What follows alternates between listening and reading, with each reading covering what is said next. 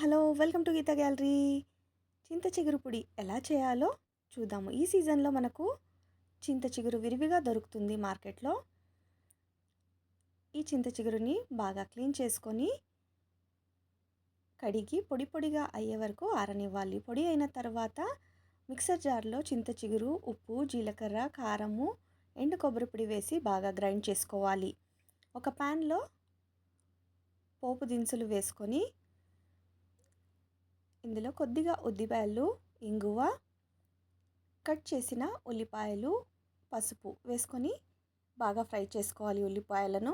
తర్వాత గ్రైండ్ చేసుకున్న మిశ్రమాన్ని వేసి బాగా మిక్స్ చేసి ఒక 2 నిమిషాలు ఫ్రై చేసుకొని ఫ్లేమ్ ఆఫ్ చేసుకొని కరివేపాకు, కొత్తిమీర వేసి సర్వ్ చేయండి. ఈ చింత చిగురు పొడి 4-5 రోజులు నిల్వ ఉంటుంది. చపాతీలోకి, వేడివేడి రైస్లోకి చాలా బాగుంటుంది.